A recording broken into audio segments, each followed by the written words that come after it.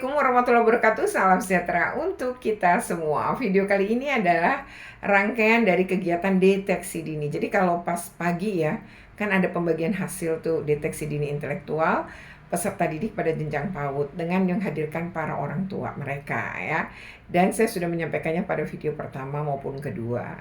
Nah, video ketiga ini adalah tentang para gurunya. Karena setelah orang tua datang di pagi hari sampai siang hari, maka setelah Jumatan ya pukul 13.30 itu para guru yang diundang. Karena tumbuh kembang anak ini kan juga sangat dipengaruhi oleh pengasuhan baik di rumah maupun di sekolah. Nah, seperti apa nih ya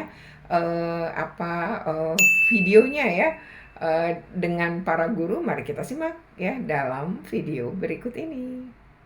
Tapi sebelumnya jangan lupa untuk di like, share, comment, and subscribe. Bagi yang belum subscribe, segera subscribe untuk terus terupdate dengan video pendidikan anak dan kulineran. Oke ya, jadi kegiatan ini dimulai adalah dengan paparan juga. Jadi tim psikolognya memberikan paparan, tapi untuk guru memang ada beberapa titik yang berbeda dibanding dengan orang tua ya. Nah, tapi kan mereka sama-sama sebenarnya memberikan pengasuhan dan edukasi ya. Lalu setelah itu ya mereka mendengarkan, berikutnya adalah ada tanya jawab ya. Jadi dibuka konsultasi bahkan juga oleh tim psikolog. Para guru sangat antusias karena sebenarnya mereka banyak sekali gitu loh menghadapi anak-anak dengan berkebutuhan khusus dan mereka bingung gitu ya dengan kondisi itu harus melakukan apa ya karena tidak punya ilmunya dan khawatir salah. Ini jadi sangat bermanfaat gitu ya, dan mereka juga tidak canggung untuk melakukan konsultasi ya. Seperti apa nih video keseruannya? Mari kita simak berikut ini ya. Yang berbeda-beda, tapi kita perlu menyimak ya anak berkebutuhan khusus di sekitar kita itu yang seperti apa. Dalam artian anak kita seperti apa sih gitu ya. Nah, secara umum ada beberapa hambatan-hambatan ya yang terkait dengan jenis-jenis anak berkebutuhan khusus. Ada anak dengan hambatan fisik. Ini terlihat pada kondisi anak dengan klasifikasi tunanetra, tunarungu, tunadaksa fisik. Berarti ada anak yang mungkin ada masalah dalam penglihatan, tunanetra. Ada tunanetra yang betul-betul tunanetra ya, jadi betul-betul tidak bisa melihat. Ada low vision juga ya. Ada tunarungu, tergantung berapa tingkatan desibelnya. Kemudian ada tunadaksa yang berkaitan dengan kondisi anak fisik dengan cacat fisik bawaan atau cacat fisik bukan bawaan. Kemudian hambatan intelektual.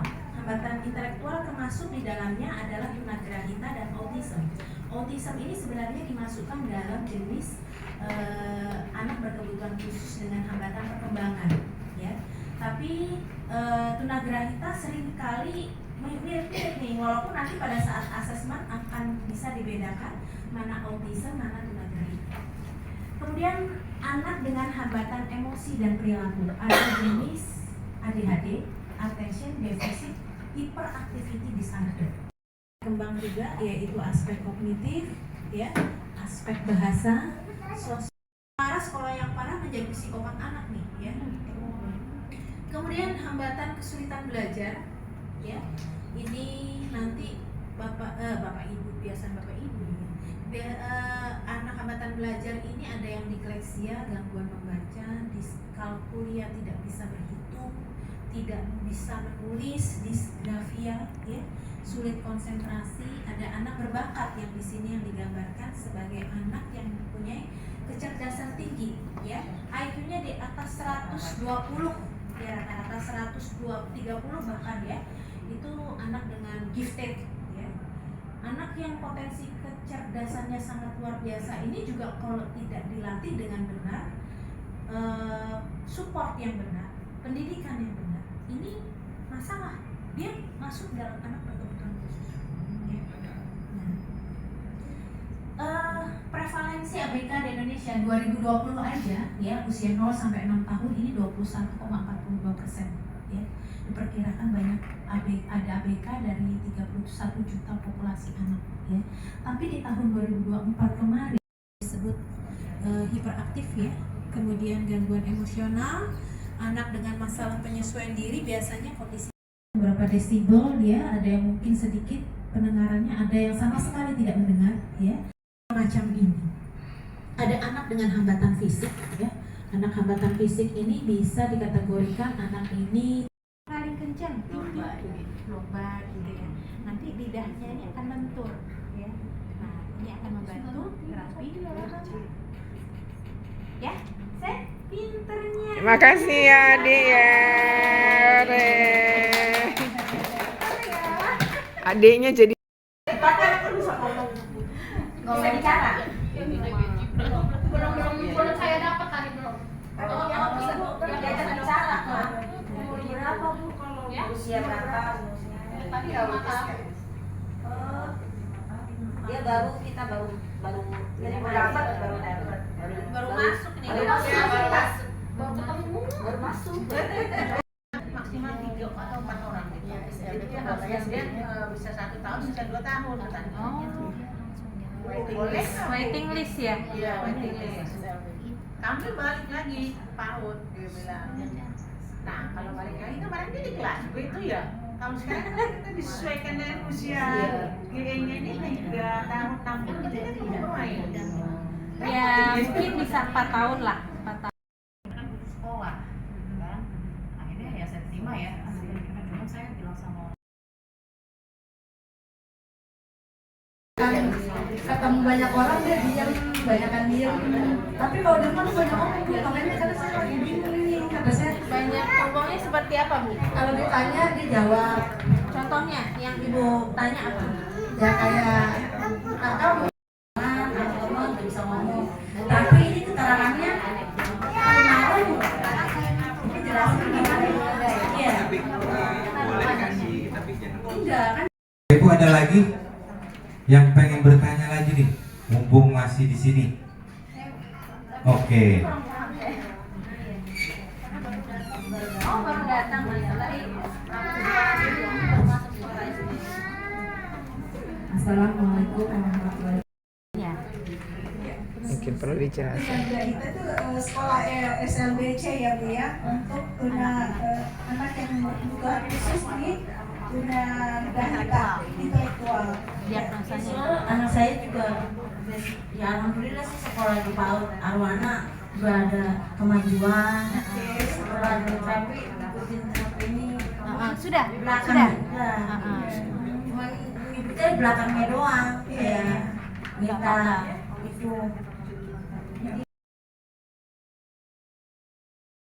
Ibu lakukan pijit dari telinga bawah ya. Ini.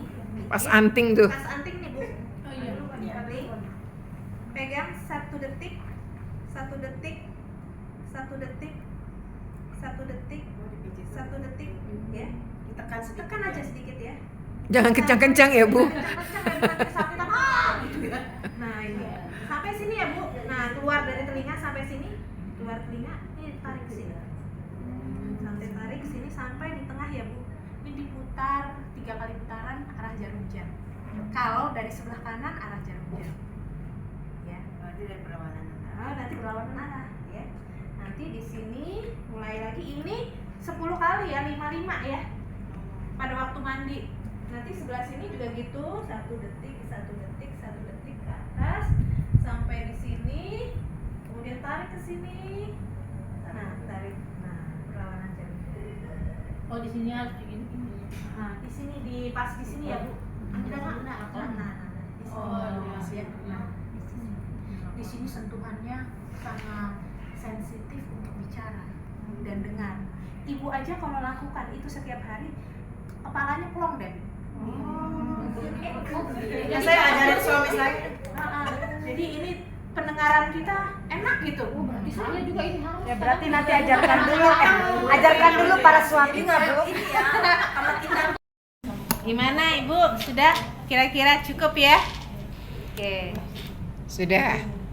Oke ya, udah nggak ada pertanyaan lagi? Oke, nanti kalau misalnya ada sesuatu yang ini mau ditanya lewat WA boleh aja. Boleh.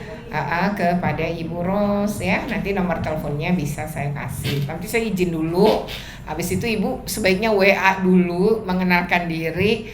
Nanti Saya kalau bingung. Bu Ros nggak sanggup menjawab langsung, biasanya beliau tuh kalau WA ke saya juga agak lama jawabnya, tapi pasti dijawab.